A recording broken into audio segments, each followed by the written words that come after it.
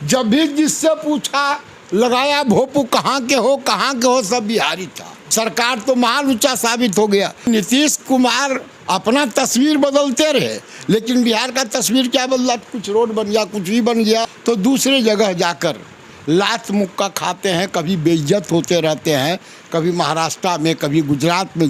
बिहारी का जो दुर्दशा होता है, नीतीश कुमार और यह तेजस्वी जी रोज रोजगार के लिए ढिंढोरा पीते हैं, डंका पर चोट देते रहते हैं, लेकिन रोजगार के अभाव में वहाँ पर दम तोड़ दिया 3 मजदूर, उसका मुआवजा की भी बात नहीं कर रहे हैं। 33 वर्षों से यहाँ सामाजिक न्याय की सरकार है। इसका पोल खुल गया तब जब कोरोना हुआ, और नीतीश बाबू ये कैसे देश के मुख्यमंत्री थे जिन्होंने कहा कि बाहरी लोग हैं। बिहार में मुर्गी फार्म, मछली फार्म, खेती गृहस्थी, फलेला, केला, आम, लीची, यह वह किया है। कभी गुजरात में, कभी महाराष्ट्र में ठोकर मिलता है और कहीं जान भी गंवाना पड़ता है। बिहार में न्याय के साथ विकास हो रहा है। जब चुनाव हो रहा था तो कोई 10 लाख नौकरियां दे रहे थे, तो कोई 19 लाख। पर स्थिति ये है कि अभी छठ पूजा का माहौल है और दीपावली के दिन सहरसा के 3 मजदूर मध्य प्रदेश में रहते थे, मध्य प्रदेश के इंदौर शहर में, और वो अपने परिवार को छोड़ने जाते हैं बिहार आने के लिए। उसी दरमियान उन तीनों मजदूरों के साथ दुर्घटना होती है, सड़क दुर्घटना, और मौके पर 2 लोगों की मौत हो जाती है और 1 लोगों की अस्पताल में मौत हो जाती है। इन सभी मसलों पर बात करेंगे। हमारे साथ में हैं लोजपा रामविलास के नेता हैं, महासचिव हैं सतीश कुमार सिंह। सर, बिहार में न्याय के साथ विकास हो रहा है, कोई 10 लाख दे रहे हैं तो कोई 19 लाख रोजगार दे रहे हैं, और आपकी पार्टी कहती है कि बिहार फर्स्ट, बिहारी फर्स्ट। कैसे पूरा होगा सर? देखिए, बिहार फर्स्ट और बिहारी फर्स्ट तो विजन है हम लोग के आदरणीय नेता जो दिवंगत हो गए श्री रामविलास पासवान जी, उनका विजन है, और उसी विजन को लेकर हम लोग के पार्टी के राष्ट्रीय अध्यक्ष आदरणीय चिराग पासवान जी, सांसद, युवा के होनहार नेता, देश के नेता, राज्य के नेता, जो भी कह लीजिए, इसी विजन को लेकर वो निकल पड़े हैं। लेकिन क्या बिहार के मजदूर जो हैं बाहर जा कर के कमाएं, और हर साल होता है सर दुर्घटना, बिहार के कई मजदूर की मौत हो जाती है, कभी ट्रेन में कुचलने से तो कभी सड़क दुर्घटना में। बिहार से पलायन आखिरकार रुक क्यों नहीं रहा? पलायन देखिए, नहीं रुकने के लिए जिम्मेदार जो सत्ता में बैठे हुए लोग हैं। 33 वर्षों से यहाँ सामाजिक न्याय की सरकार है। सामाजिक न्याय का मतलब गरीब गुरबों की सरकार, बहुजन समाज ओरिएंटेड सरकार। और ये जिस तरह के लोग मजदूरी करने के लिए, अपने पेट पालने के लिए, बच्चों के हिफाजत के लिए, अपने माँ बाप का लाठी बनने के लिए, जो यहाँ जब रोज़गार नहीं मिल पाता है अपने सरजमीन पर, अपने राज्य में, अपने माटी की सेवा करने का जब मौका नहीं मिलता, तो दूसरे जगह जाकर लात मुक्का खाते हैं, कभी बेइज्जत होते रहते हैं, कभी महाराष्ट्र में, कभी गुजरात में। जिस तरह से वाक़या पिछले दिनों हुआ है, बिहारी का जो दुर्दशा होता है, लेकिन लाचारी है। बिहार में जो भी सरकारें आती है, वादा तो लंबा लंबा होता है। आदरणीय नेता नीतीश बाबू के बारे में हमको याद है, आदरणीय नेता लालू जी के बारे में भी याद है। उस समय में लगातार 15 वर्षों तक MLA था कि पलायन एक ऐसी समस्या है, इसको बिना रोके हुए बिहार का तस्वीर नहीं बदलेगा। लेकिन नीतीश कुमार अपना तस्वीर बदलते रहे, लेकिन बिहार का तस्वीर क्या बदला? कुछ रोड बन गया, कुछ भी बन गया, लेकिन बेसिक मौलिक सवाल जो रोजगार का है, जिसका सीधा संबंध पेट से है, क्या इसमें बदलाव आया? नहीं बदलाव आया। यह तो तब पोल खुल गया जब आपने देखा कोरोना हुआ, तो जब विभिन्न राज्यों से लाखों की संख्या में जब चला लोग, जब भी जिससे पूछा लगाया भोपू कहाँ के हो, सब बिहारी था। एकाध करीब करोड़ लोग पलायन करके गए थे और पूरा बिहार लुच्चा साबित हो गया। सरकार तो महाल लुच्चा साबित हो गया। इसलिए कि कहता था पलायन पर हम कंट्रोल किया है, लोगों को रोजगार, असंगठित मजदूरों को दिया है, गरीब गुरबों के लिए रोजगार का यहाँ बंदोबस्त बिहार में मुर्गी फार्म, मछली फार्म, खेती गृहस्थी, फलेला आओ, केला आओ, आम, लीची, यह वह किया है तरह तरह से। कृषि रोड मैप 3 गो बनाने का काम वादा किया था, वादा किया, कहा कि रोजगार दिए, किसान मजदूरों का उत्पादन बढ़ा, उत्पादकता बढ़ा, उसकी समस्याओं का अंत हुआ, लेकिन कुछ नहीं हुआ। इसका पोल खुल गया तब जब कोरोना हुआ। और नीतीश बाबू ही एक ऐसे देश के मुख्यमंत्री थे जिन्होंने कहा कि बाहरी लोग हैं और तुम मत आओ अभी यहाँ, आप बात कीजिए। बाहरी मजदूरों को कह दिया। अरे बिहार के कोख से पैदा लेने वाला था, इसको क्या आपने कह दिया? क्यों कहा? खैर जो भी हो, हम इतना दावे के साथ कर सकते हैं कि आज जो पलायन हो रहा, अब कल सहरसा के बारे में आपने कहा, परसों दिवाली के दिन वह अभागा आदमी था जो अपने रोज़गार के लिए गया था। यहाँ जब कोई काम नहीं हुआ तो रोज़गार पाने के लिए गया था। रोज़गार छठ पर्व में अपने परिवार को भेजने के लिए स्टेशन आया। स्टेशन से जब लौट रहा था या तो धक्का खा गया या धक्का मार दिया, लेकिन कुल मिलाकर नतीजा हुआ कि वो तीनों मजदूर मर गया जो अपने बाल बच्चों को धरने के लिए आया था कि छठ में जाओ तुम। आप ज़रा समझिए क्या कारण है।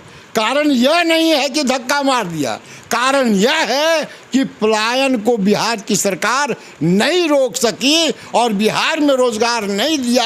लाचार बस मजदूर बाहर जाकर अपना पेट भरने के लिए पलायन कर रहा है। और तब ऐसी हालत में कभी गुजरात में, कभी महाराष्ट्र में ठोकर मिलता है और कहीं जान भी गंवाना पड़ता है। इसके लिए उससे भी दुखद बात है कि न मध्य प्रदेश की सरकार घोषणा किया, न बिहार की लाली सरकार जो है आदरणीय चिराग पर ये नीतीश कुमार और ये है तेजस्वी जी रोज़ रोज़गार के लिए ढिंढोरा पीटते हैं, डंका पर चोट देते रहते हैं, लेकिन रोज़गार के अभाव में वहाँ पर दम तोड़ दिया 3 मजदूर, उसका मुआवजा की भी बात नहीं कर रहे हैं। हम आपके माध्यम से मांग करते हैं, मध्य प्रदेश की सरकार से भी गुहार लगाते हैं, नीतीश बाबू से भी गुहार लगाते हैं, युवा होनहार नेता तेजस्वी जी से भी हम गुहार लगाते हैं। आप रोज़ रोज़गार की बात करते, रोज़गार के लिए दम तोड़ दिया, उसका कम से कम मुआवजा तो दिलवा दीजिए।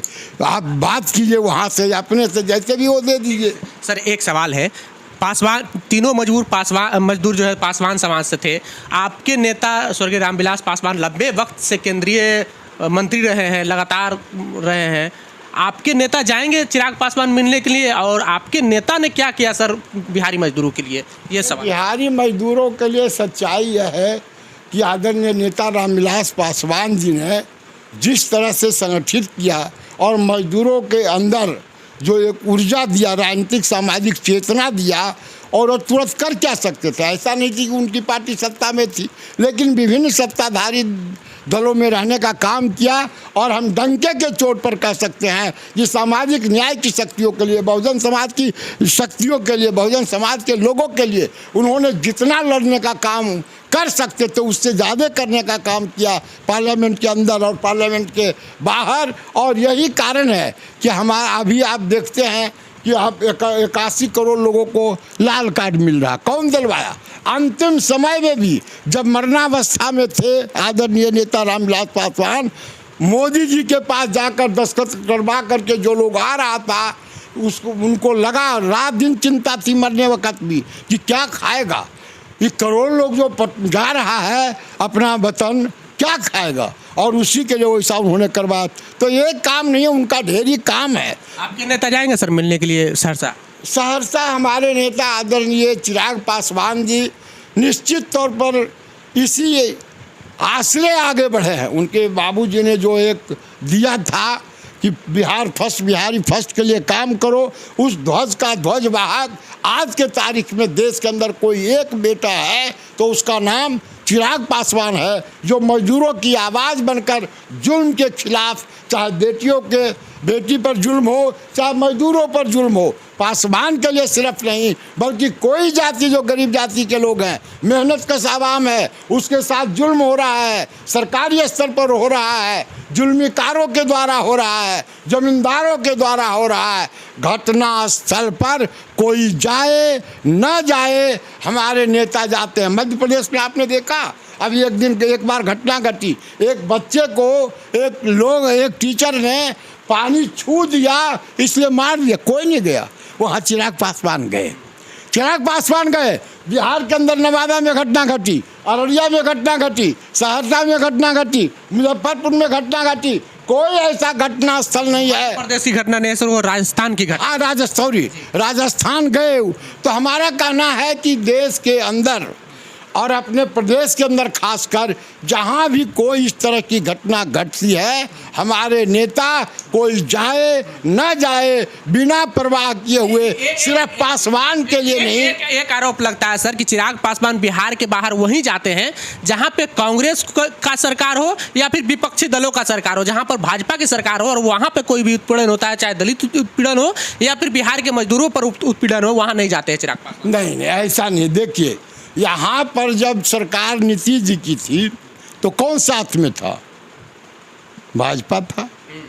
यहाँ उनके राज में जो भी घटनाएं घटी, कहाँ उन्हें गए? कोई बता दे हमको। इसलिए यह भाजपा सरकार में थी सर, पर नीतीश जी मुख्यमंत्री थे और नीतीश जी और चिराग जी के बीच में व्यक्तिगत बनता नहीं, इस वजह से ज़्यादा हमला। यह सवाल नहीं। आप उनका बयान देखिए, उनका प्रबोधन देखिए, उनका संबोधन देखिए, कहीं भी जाते हैं उनकी समझदारी साफ है।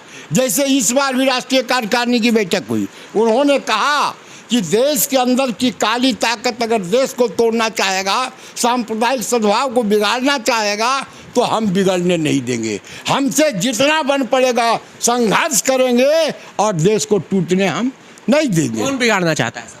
कौन बिगाड़ना चाहता है वो सब जानता है।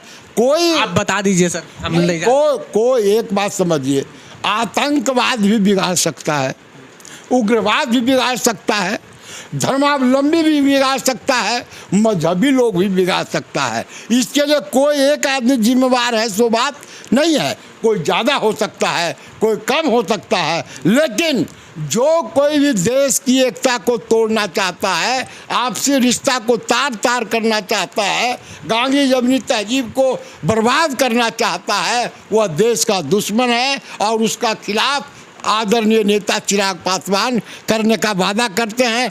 दलित हो, पासवान हो, चमार हो, ओबीसी हो, ईबीसी हो, जिस किसी पर जुल्म होगा, अगली जाति के गरीब पर भी जुल्म होगा, तो निश्चित तौर पर आदरणीय नेता चिराग पासवान बोलते हैं, जाते हैं। हमें उम्मीद है कि यहाँ भी अगर उनके साथ जिस तरह का सलूक अभी तक हुआ, अभी तक के उनको कोई घोषणा नहीं हुआ मुआवजा का, तो निश्चित तौर पर अगर समझ में बात आएगी तो हमारे नेता जा सकते हैं।